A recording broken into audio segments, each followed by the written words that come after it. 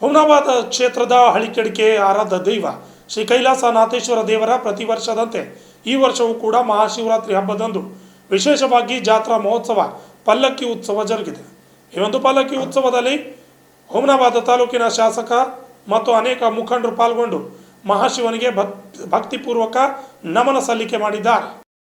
ಪ್ರಕೃತಿಯ ಮೂಲ ಪುರುಷ ಸೃಷ್ಟಿಕರ್ತನಾದ ಪರಶಿವನು ಎಲ್ಲರಿಗೂ ಸುಖ ಸಂತೋಷ ಹಾಗೂ ಆರೋಗ್ಯವನ್ನು ನೀಡಿ ಜೀವನ ಉದ್ಧರಿಸಲಿ.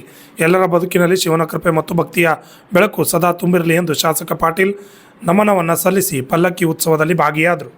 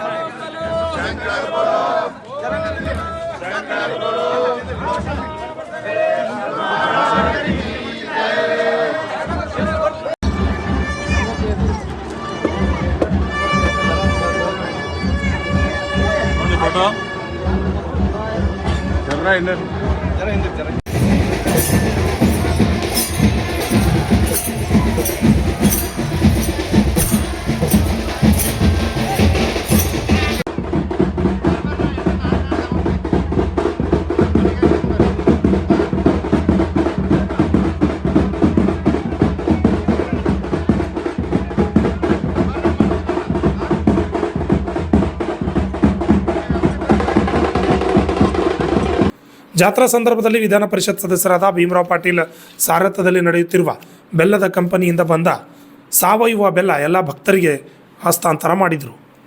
ಸ್ಥಳೀಯ ಭಕ್ತ ವಿವೇಕಾನಂದ ಕೋರಿ, ಪ್ರಶಾಂತ್ ಹೊನ್ನಳಿ, ಸಿದ್ದು ಇಂಡಿ, ಸಾಗರ್ ಭೋರಿ, ಸ್ಥಳೀಯ ಅಂಬರೀಶ್ ಬೇಲೂರೆ, ಅನಿಲ್ ಭಂಡಿ, ರಾಚಣ್ಣ, ಆನಂದ್ ಲಕ್ಕ ಸೇರಿದಂತೆ ಸಾವಿರಾರು ಭಕ್ತರು ಹಾಜರಿದ್ದರು. Vidyasagar, RJ32 Kannada news, Humnabad.